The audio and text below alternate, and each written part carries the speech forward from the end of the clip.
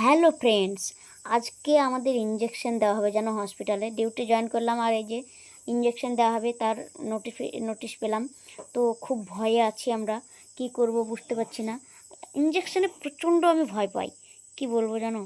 তো duty join করার পরে এই ইনফরমেশানটা পাওয়ার পর বুক ধড়পড় করছে জানো, কি বলবো। তো এখন কাজে জয়েন করিনি, এখনও কম্পিউটারই অন করতে পারিনি। কি করব, মাথায় কোনো কাজ করছে না। তো দেখি কি করা যায়, কাজ তো করতেই হবে, তবে আর এই মুহূর্তে কথা বলতে পারছি না। তো আমি হঠাৎ করে আমার একটু বহরমপুর প্রাঙ্গণ মার্কেট প্রয়োজন পড়েছিল জানো। তো তাই প্রাঙ্গণ মার্কেটে চলে এসেছিলাম 2 মিনিটের জন্য।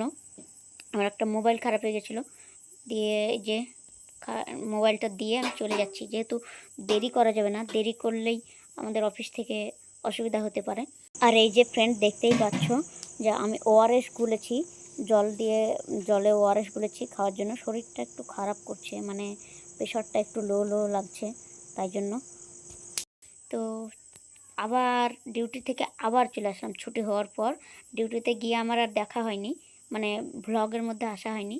তো ডিউটির থেকে ছুটি করে একদম আসছি আবার দোকানে। এই যে নিয়ে নিলাম মোবাইলটা, প্রাঙ্গণ মার্কেট থেকে মোবাইলটা নেওয়ার পর এই যে নেমে যাচ্ছি। নেমে গিয়ে এখন এই যে বেরিয়ে যাব। প্রচুর দোকান, ফ্যান, তারপর ডিজে বক্স, যত রকমের সাউন্ড বক্স আছে আর কি।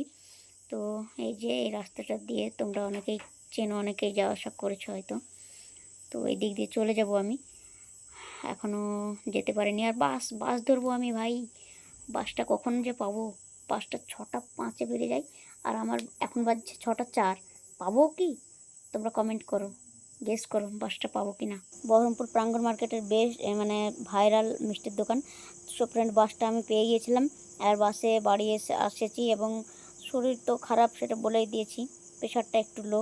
এই যে মুখের চেহারা কেমন হয়ে গেছে দেখতেই পাচ্ছ, মানে খুব 4 দিনের রোগী তাই মনে হচ্ছে, বিছানায় পড়ে আছি তাই মনে হচ্ছে।